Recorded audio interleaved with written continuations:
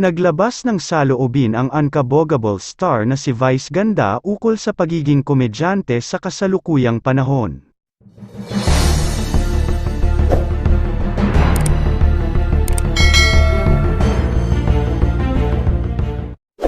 Ito ay matapos mag-perform ng Team Vong, Jugs, at Teddy para sa kanilang taunang anniversary celebration na magpasikat at ang kanilang napiling tema para sa 14th anniversary ng It's Showtime ay ang pagbibigay tribute sa mga yumaong Filipino comedy legends lalong-lalo na kina Redford White, Babalo, at King of Comedy na si Dolphy.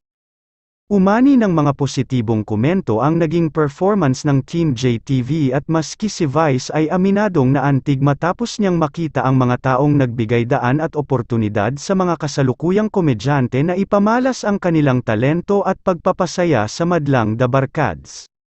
Matapos ang kanyang pagpuri sa performance ng mga co-hosts ay sinaluduhan naman ni Vice ang mga namayapang komedyante.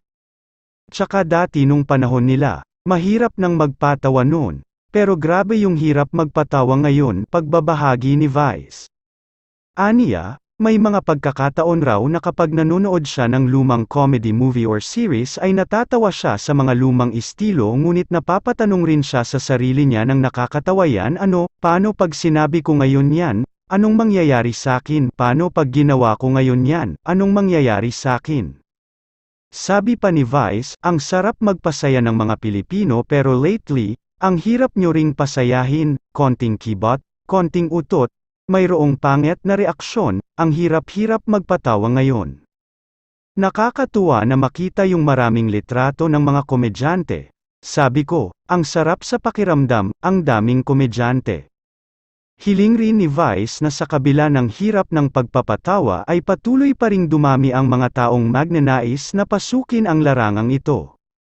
Pero ngayon, sana dumami pa yung mga komedyante kahit ang hirap-hirap ng magpatawa, sana dumami. I cannot see the world right now na unti-unting nakikita ko na paunti ng paunti yung komedyante.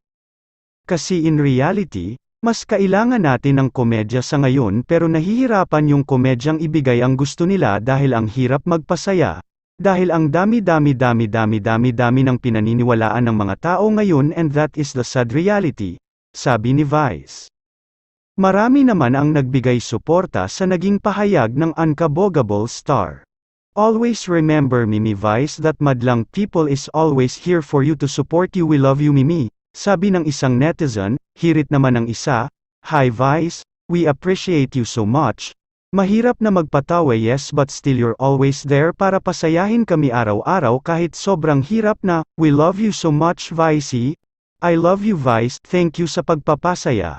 Showtime, comment naman ng isa, hanggang dito na lang po, ano ang masasabi mo sa balitang ito, paki-comment sa ibaba.